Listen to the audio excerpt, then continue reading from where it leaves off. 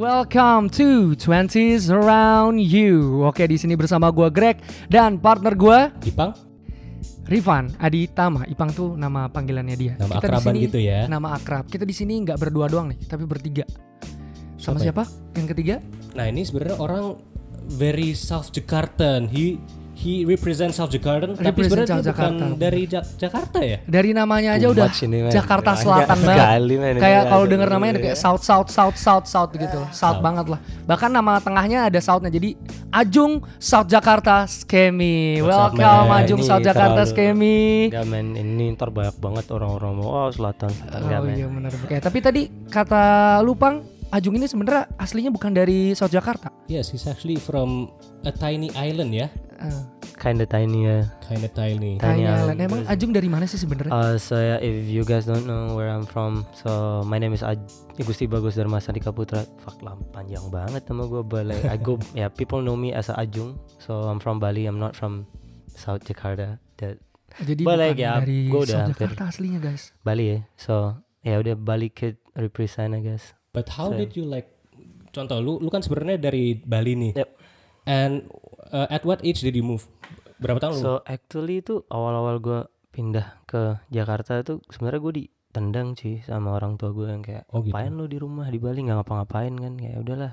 Terus kayak back days, terus kayak gue yang kayak gue pengen Jakarta aja karena emang banyak banget skate kompetisi kan dulu, karena kan gue emang skate influence dari I grew up with the skate scene di Bali, dimana kayak gue bisa setiap sore main skateboard, terus ketemu teman-teman simpel lah, kayak mungkin sekarang gue kenal Dika gitu awal-awal kayak jam 3 sore kayak Dik gym yuk, atau nggak jam 2 kayak gym yuk gitu lah istilahnya. Kalau di Bali itu kayak jam 1 jam 2 everyone ask me to skate, and the reason why I moved to Jakarta is more into like gue pengen kompetisi di Jakarta karena kan ibu kota, gue pengen jadi skater boy lah istilahnya di Jakarta. I wanna make money out of skating, nggak kayak hari ini ya. Kalau hari ini kan kayak skateboarder di mana-mana, you can live with the endorsement, like engagement, traffic, terus kayak lu bisa hidup dari hobi lu untuk hari ini gitu. Tapi kalau dulu you need to make in the city. Itu alasan kenapa gue pindah ke Jakarta dan akhirnya gue kuliah aja di BINUS gitu.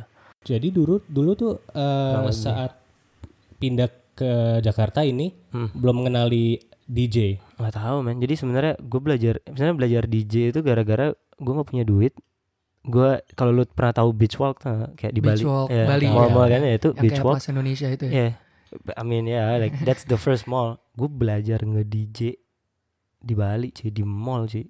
Yang nontonin gue tuh kayak semua mbak-mbak SPG yang lain-lain, karena gue main itu satu mall kedengeran karena gue background song gitu kan. Nah kalau lo salah di sana, kebetulan kakak gue yang ngajarin gue nge-DJ gitu. Kakak lu yang ngajarin lu ke DJ, akhirnya lu bisa tampil di beach walk. Iya, karena kan gue dulu tuh sebenarnya gue SPB jam tangan cuy. Kalau lo pernah denger tahu sandal Havaianas nggak?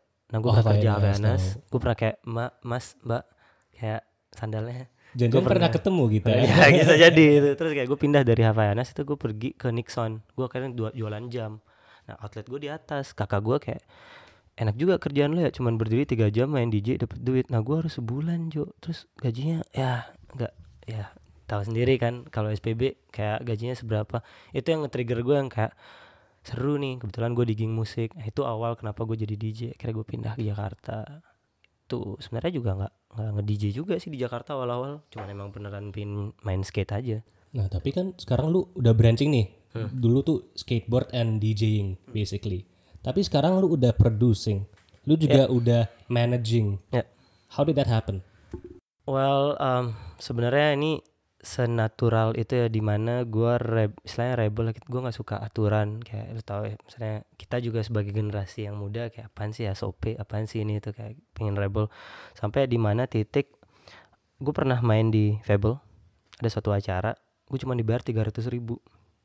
Itu berapa jam? Itu main 3 jam. Damn. Man, that's like cheap as fuck. Terus way back no one knows about Muramasa, and gue udah mainin Lotus Flower Muramasa, dan itu 2015 itu turning point gue, dimana kayak wah tai sih, gue nggak bisa hidup kayak gini sih, cuma 300.000 main kayak gini. Akhirnya di sana gue belajar di BINUS shout out Binus University itu mungkin mempertemukan gue sama Dika. Kita benar bertiga nih pernah Binus. Ya. Iya. Tapi kan saya nggak lulus, saya juga keluar. Ya, hanya yang di tengah doang ini yang lulus nih ya.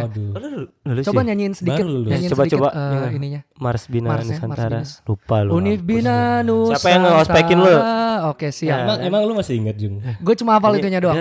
Univ Bina Nusantara. Gue gak ingat walaupun gue waktu itu ngospekin lah Dik. Iya benar. Oh justru yang ngospekin gue gak hafal ya. Justru gue yang hafal. Iya kan semua ala-ala doang. Lo gitu. Pokoknya intinya adalah Binus ini nyambung lah ke kita bertiga ya. Istilahnya itu DNA-nya juga sih. Nah itu jadi gue belajar di Binus as a marketing. Gue gak bilang ya Binus buruk atau apa. Karena di mana-mana universitas itu sama. Tergantung gimana cara kita untuk absorb value dari dosen itu sendiri. Ya dosennya emang jago, emang bagus, atau semua dosen juga emang didesain untuk ngajarin kan. Tapi kalau kita nggak siap untuk nerima ilmu itu, ya lewat gitu aja. Nah di sana gue belajar tentang halnya branding. Itu awal gue mulai, kalau kalian pernah dengar Kuldesak Kolektif. Nah awalnya di sana. Kuldesak CDS ya. CDS. Gue punya stikernya itu di kamar gue. Tuh dia.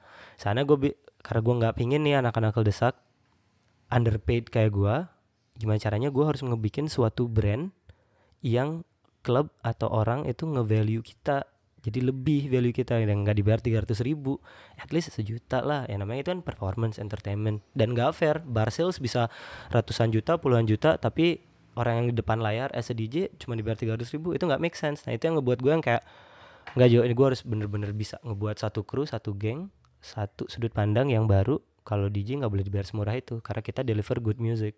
Itu awal kenapa gue bisa nyemplung sebenarnya. Itu message lu tuh. Itu adalah your first thought in entering the music industry. First thoughtnya adalah DJ itu nggak boleh underpaid. Istilahnya nggak boleh underpaid. Iyalah, karena kan itu lu ngebawa 1 jam 2 jam crowd, dan kalau misalnya DJ-nya fail, bar sales-nya juga fail gitu loh. Jadi kan lo harus, ya kalau misalnya bar sales-nya fail, ya usaha lain juga enggak. Nah ketika itu bener-bener riskan, ya nggak wajar dong yang suatu riskan ini lu dibayar 300.000, so it's not fair for me gitu loh. Jadi itu sih turning point kenapa gue bisa ada di industri kurang lebih. Jadi even though di Kuldesak ini lu kan sebagai mainly DJ ya? Nah jadi awalnya gue nge-manage sih, kayak lebih yang mulai. Kayak nah jadi kalau gue ketemu Radia pertama, Radia, terus gue ketemu Karim, gue ketemu Dava. They're like mad good, like they have a good taste of music, dan kebetulan taste gue yang kayak sama juga nih. Nah kayaknya akan jauh lebih baik kalau ya udahlah kalian aja jadi frontman-nya, biar gue yang ngelakuin semua, at least kayak branding, jualan, nego dan segala macem. Jadi lu nggak dibayar underpaid tuh. Jadi kayak gue hampir ada di shadow-nya Kuldesak itu hampir 2 tahun. Makanya pernah ya kita tour juga kan, untuk ke Bali, ada ke Jogja, ada apa. I mean bro, that's like dream lah, karena kita semuda itu, seyang itu. Oke, jadi kalau misalkan emang istilahnya pendapat lu adalah sebelum lu masuk ke music industry, DJ itu underpaid untuk orang-orang yang kerja di dunia hiburan malam lah ya. Untuk musik creatornya atau DJ-nya ini atau produser, sebutannya apa sih untuk DJ ini sebenarnya? Music producer, producer, ada yang ngomong DJ, ada yang. Oke, kalau misalnya kita ngomongin as audio, like kan ini kan ngomongin music industry. Music industry itu ada gede banget, di mana ada label, turunannya label, ada yang kolektif sekecil itu, terus ada independent record label, terus ada artis side stream, ada artis mainstream, belum genre yang dipisahkan lagi, belum ada hip hop, belum ada new school hip hop, belum ada rap music. There's so many things if you talk about music industry. Tapi inside of itu, ya kita emang di music industry. Nah when it goes to DJ, he's just DJ himself. DJ is not producer, unless DJ itu ngebuat lagu atau beat and he can produce. So dia producer. Jadi konteks producer itu di musik dan di perfilman beda. Mungkin kalau di film, dunia syuting, produser itu sebagai ya gue yang bertanggung jawab di project ini dan gue yang ngerin semuanya. Technically kayak manager ya kan, tapi ya emang job desk-nya beda lagi. Tapi as a producer di musik, contoh mungkin kita ngomongin Muramasa kali ya, kan everyone knows Muramasa. Muramasa itu dia DJ sebagai live act, sebagai performance, tapi dia bikin lagu kan, original song dia, dan dia produser. Itu dia ngebuat suatu lagu. Itu kalau udah berhubungan sama audio, sama kayak penyiar radio, ya kan? Penyiar radio dia produser juga, ada produsernya yang tugasnya bikin bumper yang kayak "Hai guys, saya kembali lagi bersama." Nah, itu produsernya. Nah, baik lagi itu semua job desk produser itu masih bisa di kemana-manain, masih bisa banyak buat berkembangnya itu as a producer. Jadi sebenarnya untuk orang di belakang istilahnya entertainment malam atau hiburan malam ini itu sebenarnya ada banyak banget segmennya ya, bukan hanya DJ terus ya udah berarti DJ dia juga musik produser, DJ berarti dia juga bisa ini itu, belum lagi ada MC kan. Ya, belum lagi MC ya benar. Gue juga pernah nih jadi MC DJ gitu, tapi gagal cuma semalam. Feedbacknya sangat buruk ya. Jadi sekarang saya tidak di dunia itu. Gym aja sih dik. Ya gitu. Lo bikin tutorial push up aja sih. Gym karantina badan gue juga jadi ngecil. Jadi ya begitulah. Selanya hidup ini kebanyakan sedih ya sebenarnya. Enggak juga ya. Nah, ngomongin negatif hidup nih, kebanyakan podcastnya negatif. Enggak bagus nih. Sorry. Ya gitu. Ngomongin hidup kebanyakan sedih nih ya. Guys, kita mau tanya nih Kak. Kalau itu kan menurut gua, kalau menurut Ajung gimana sih? Hidup tuh kebanyakan sedih gak sih? Man, kayaknya terakhir gua sedih 2000 umur gue 21 sih. 21 22 kayak itu terakhir kali gua sedih. Kayak sekarang beneran yang gue 25 men. Berarti 3 tahun. 3 tahun yang lalu kayak. Tapi kan sedihnya banyak nih. Gue sekarang kalau ngomongin sedih, mending sedih gak punya duit daripada sedih kayak anjing gue sakit hati. Enggak cuy, kayak mungkin ya namanya juga proses. I don't know, maybe when you're 17 you're in love, terus kayak sakitnya sakit perasaan. Terus kalau 20 lu lagi bandelnya sakitnya sama orang tua gak sih? Yang kayak apaan sih lu, gak seru lu, kayak lu kekang gue, lu gak ngasih gue kebebasan. Terus kayak ketika 21 atau 22, ketika lu udah nyet value money itu beneran ada. Nah sedihnya sedih finansial. Nah kalau misalnya lu tanya apakah hidup sedih, sebenarnya sedih terus juga. Tapi how you can just like get over the shit man, just like money is everything. Depends on sekarang tahun berapa, 2020 ya I guess ya. I guess money is everything now.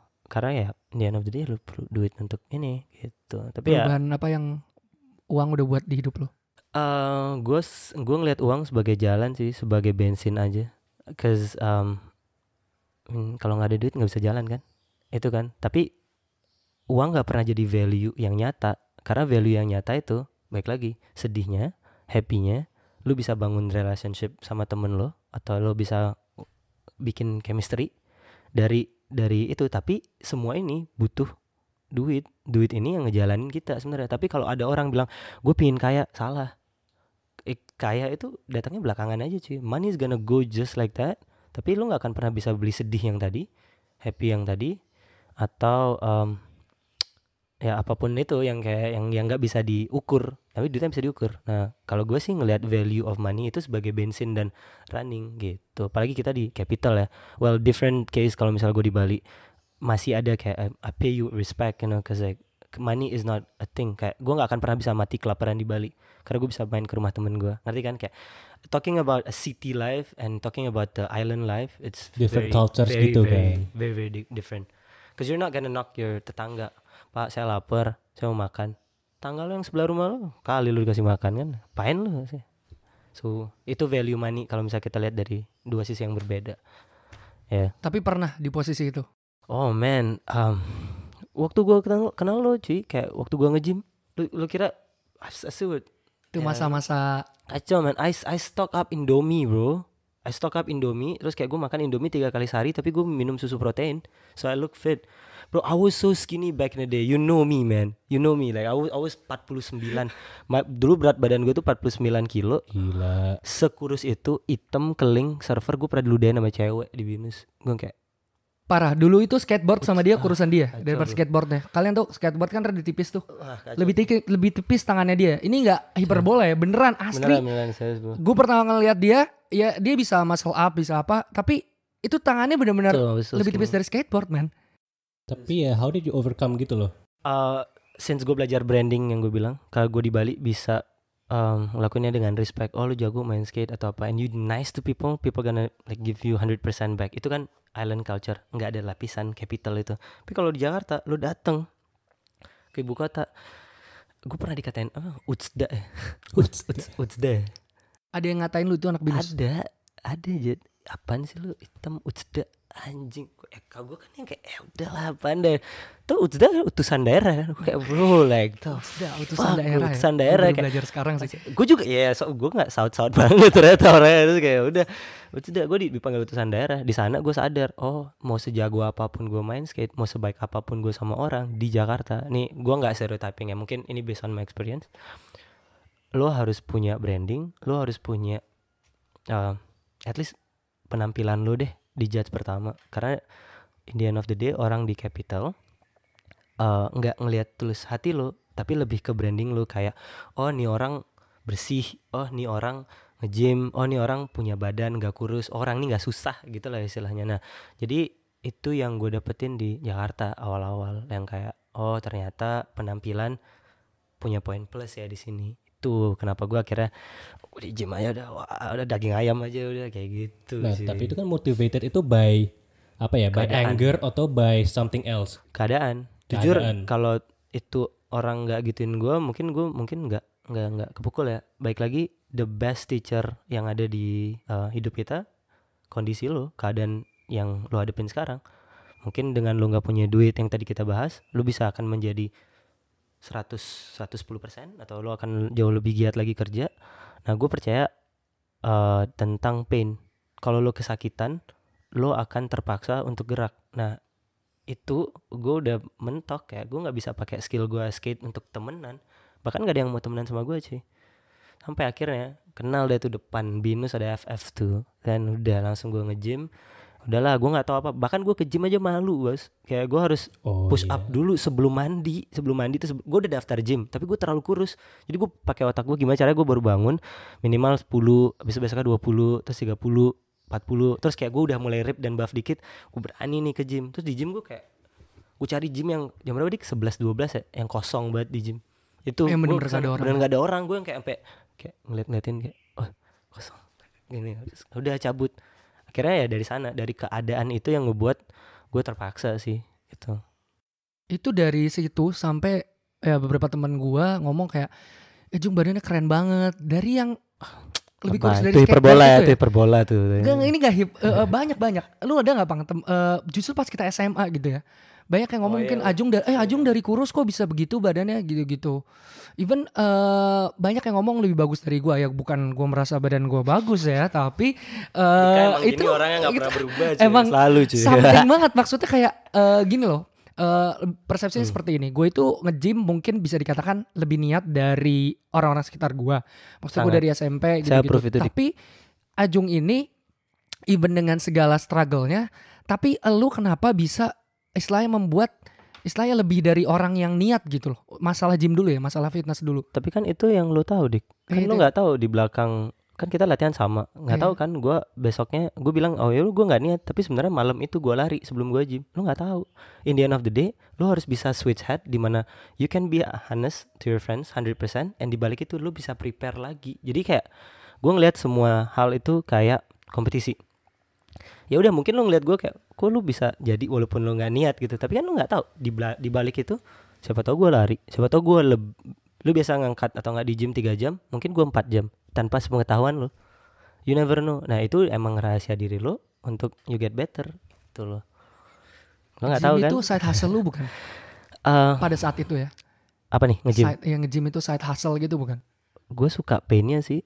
Ketika lo di gym dan lo ngerasa kesakitan itu lo ngerasa kayak gue accomplish something new gitu. So basically pain is the greatest teacher gitu loh. Itu udah fact sih menurut gue, dan itu guru paling terbaik sih, pain ya. Nggak tahu ya kan, ini beda-beda, it's just opinion. According to my experience, pain is the best. Nah jadi istilahnya fitness itu kan sudah merubah bagaimana lu dipandang oleh orang-orang. Nah orang-orang yang dari tadi diomongin sama Ajung ini, itu kebanyakan orang-orang South Jakarta bukan? Karena kan kampusnya di South Jakarta nih. Technically. Nah orang-orang ini technically juga South Jakarta ya. Gimana lu melihat orang South Jakarta ketika first time lu datang ke Jakarta sama sekarang? Lu ngelihatnya gimana? Dari lu nya dulu.